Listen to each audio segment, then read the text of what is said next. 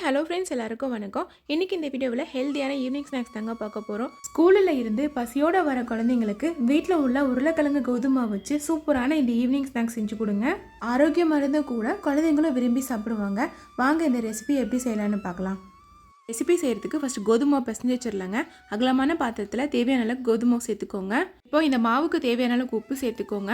கூடவே 1/4 table spoon ஜீரகம் சேர்த்துக்கோங்க. காரத்துக்கு ஏற்ற மாதிரி மிளகாய் தூள் சேர்த்துக்கோங்க. நான் 1/4 டேபிள் ஸ்பூன் சேர்த்துக்கிறேன். கூடவே நறுக்கின கொஞ்சமாக கொத்தமல்லி இலை சேர்த்துக்கிட்டு ஃபஸ்ட்டு இது நல்லா கலந்து விட்டுக்கோங்க. இந்த மாதிரி கலந்து விட்டதுக்கப்புறமா தேவையான அளவுக்கு தண்ணி விட்டு இது நல்லா சப்பாத்தி மாவு பார்த்துக்கு பிசைஞ்சுக்கோங்க. வீட்டில் சப்பாத்திக்கு மாவு பிசைவோம்ல, அந்த பத்துக்கு பிசைஞ்சுக்கோங்க. இப்போ இந்த மாவு காயாமல் இருக்கிறதுக்காக மேலே கொஞ்சமாக எண்ணெய் அப்ளை பண்ணிக்கலாம். எண்ணெய் அப்ளை பண்ணதுக்கப்புறமா இதை மூடி வச்சு ஒரு அரை மணி நேரம் ஊற விட்டுடலாம். அதுக்குள்ளே நம்ம உருளைக்கிழங்கு ஸ்டஃபிங் ரெடி பண்ணிடலாங்க. 5 உருளைக்கிழங்கை வேக வச்சு எடுத்துக்கோங்க. தோல் நீக்கி இந்த மாதிரி பொட்டேட்டோ மேஷர் வச்சு நல்லா மேஷ் பண்ணிக்கோங்க. எந்தவித கட்டைகளும் இல்லாமல் இந்த மாதிரி நல்லா மசிச்சு எடுத்துக்கோங்க. இப்போ இதில் 1/2 டேபிள் ஸ்பூன் சில்லி ஃப்ளேக்ஸ் சேர்த்துக்கோங்க. உங்ககிட்ட சில்லி ஃப்ளேக்ஸ் இல்லைன்னா அதுக்கு பதிலாக 1/2 டேபிள் ஸ்பூன் தனி மிளகாய் தூள் சேர்த்துக்கோங்க. கூடவே ஒரு பச்சை மிளகாயும் ஒரு பெரிய வெங்காயத்தையும் இந்த மாதிரி சின்னதாக நறுக்கி சேர்த்துக்கோங்க. ஒரு கொத்து கருவேப்பிலையை இந்த மாதிரி குட்டிக்கிட்டே நறுக்கி சேர்த்துக்கோங்க. 1/2 டேபிள் ஸ்பூன் இஞ்சி பூண்டு விழுது, கடைசியாக நறுக்கின கொத்தமல்லி இலை, இதுக்கு தேவையான அளவுக்கு உப்பு சேர்த்து நம்ம போட்ட பொருள் எல்லாம் உருளைக்கிழங்கோட ஒன்றாகிற மாதிரி பிசைஞ்சுக்கோங்க. இந்த மாதிரி கலந்து விட்டதுக்கு அப்புறமா 1/4 table spoon garam masala, 1/4 table spoon மஞ்சள் தூள் சேர்த்து நம்ம மசாலா எல்லாம் உருளைக்கிழங்கோட ஒன்றாகிற மாதிரி நல்லா பிசைஞ்சுக்கோங்க.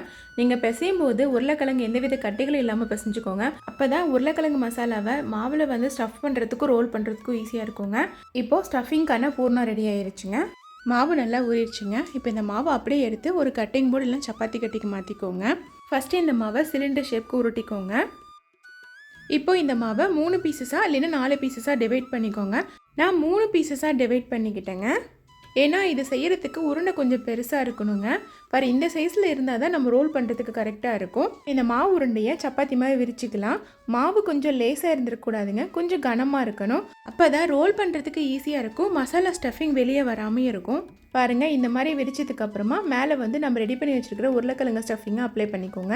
ஸ்டஃப் அப்ளை பண்ணும்போது எல்லா பக்கம் ஈவனாக இருக்கிற மாதிரி அப்ளை பண்ணிக்கோங்க. ஸ்டஃப் அப்ளை பண்ணதுக்கு அப்புறமா அந்த சுற்றி ஓர மாவில் கொஞ்சமாக தண்ணி அப்ளை பண்ணி ரோல் பண்ணிக்கோங்க. அப்போ தான் மாவு வந்து பிரியாமல் இருக்கும். அதுக்காக தான் சுற்றி தண்ணி அப்ளை பண்ணிக்கோங்க. மெல்லமாக 2 கையால் ரோல் பண்ணிக்கோங்க. உங்களுக்கு கொஞ்சம் ஒட்டுற மாதிரி இருந்ததுன்னா மேலே கொஞ்சமாக வரமாவு தூவிக்கோங்க. அப்படி இருக்க சப்பாத்தி மாவு கொஞ்சம் கனமாக இருந்தால் தான் நம்ம உள்ளே ஸ்டஃப் பண்ணியிருக்கிற உருளைக்கிழங்கு மசாலா வெளியே வராமல் இருக்குங்க. ஸோ அதுக்கு தகுந்த மாதிரி நீங்கள் மாவு உருண்டை எடுத்துக்கோங்க. இந்த மாதிரி ரோல் பண்ணதுக்கு அப்புறமா இந்த நீளமாக இருக்கிற ரோலை சின்ன சின்ன பீசஸாக கட் பண்ணி எடுத்துக்கோங்க. ரொம்ப சின்ன பீசஸாக கட் பண்ணிடாதீங்க. ஒரு 1 இன்ச் கேப் இருக்கிற மாதிரி கட் பண்ணி எடுத்துக்கோங்க. கட் பண்ணதுக்கு அப்புறமா ஒவ்வொரு பீஸும் இந்த மொத்தம் இருக்கணும். அப்போ தான் எண்ணெயில் போட்டு பொரிச்சிருக்கும் போது நல்லாயிருக்கும். ரொம்ப குட்டியாக கட் பண்ணிட்டீங்கன்னா எண்ணெயில் போட்டு எடுத்ததுக்கு அப்புறம் முறுக்கு மாதிரி ஆயிருங்க. இப்போ மொத்தமாக இருக்கிற பீசஸை இந்த மாதிரி தட்டையாக்கிக்கோங்க. கையில் கொஞ்சம் ஒட்டுறமா இருந்துன்னா கொஞ்சமாக மாவு அப்ளை பண்ணி கூட தட்டிக்கோங்க. இல்லை ஒட்டலைன்னா இந்த மாதிரி கையில் வச்சு சும்மா லைட்டாக மட்டும் அழுத்திக்கோங்க. ரொம்ப அழுத்த வேணாம். நீங்கள் கையால் அழுத்தும் போது ஸ்டஃபிங் மட்டும் வெளியே போகாத மாதிரி பார்த்துக்கோங்க. இதே மாதிரியே எல்லா உருண்டையும் தட்டி எடுத்துக்கோங்க. இப்போ எல்லா உருண்டைகளும் பொரிக்கிறதுக்கு ரெடி ஆயிருச்சு. இப்போ இது எல்லாம் எடுத்து வேற ஒரு தட்டுக்கு மாற்றிக்கோங்க. இதே மாதிரி மீதி இருக்கிற மாவுலேயும் ஸ்டஃப் பண்ணி கட் பண்ணி எடுத்துக்கலாம்.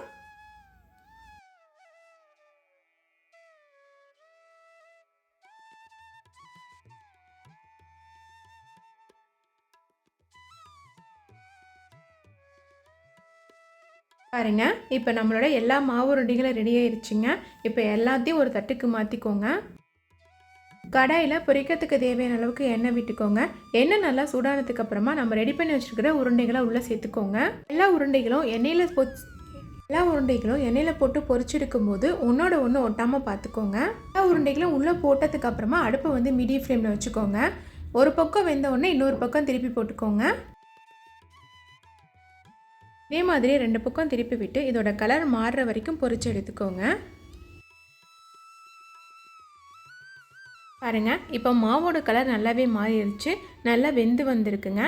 இந்த மாதிரி கலர் சேஞ்ச் ஆனோடனே நீங்கள் வெளியே எடுத்துருங்க. இதுக்கு மேலே விட்டிங்கன்னா கருகிரும். இப்போ எல்லா உருண்டைகளும் இந்த மாதிரி ஒரு அரிக்கண்டியில் வச்சுருங்க. அப்போ தான் எண்ணெய் எல்லாம் ஃபில்டர் ஆகும். பாருங்கள், சூப்பரான ஹெல்த்தியான ஒரு ஈவினிங் ஸ்நாக்ஸ் ரெடி ஆயிடுச்சுங்க. இப்போ இதை வெளியே எடுத்து வேற ஒரு தட்டுக்கு மாற்றிக்கோங்க. அதே மாதிரியே மீதி உள்ள மாவு உருண்டைகளையும் எண்ணெயில் போட்டு பொரிச்சு எடுத்துக்கோங்க.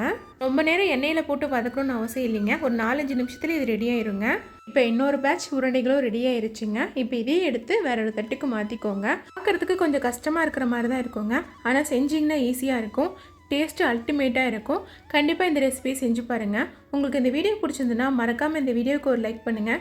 இதே மாதிரியே நிறைய ரெசிபிஸ் தெரிஞ்சுக்க என்னோட சேனலை சப்ஸ்கிரைப் பண்ணிக்கோங்க. மறக்காமல் இந்த ரெசிபி செஞ்சு பார்த்துட்டு எப்படி இருக்குன்னு கமெண்ட் பண்ணுங்கள். ஃப்ரைடே பொட்டேட்டோ ரோலை நீங்கள் ஈவினிங் ஸ்நாக்ஸாக மட்டும் இல்லைங்க, ஆஃப்டர்நூன் லஞ்சுக்கு கூட கொடுத்து விடலாம். அப்படி இல்லைனா ஸ்கூலுக்கு ஸ்நாக்ஸாகவும் கொடுத்து விடலாங்க.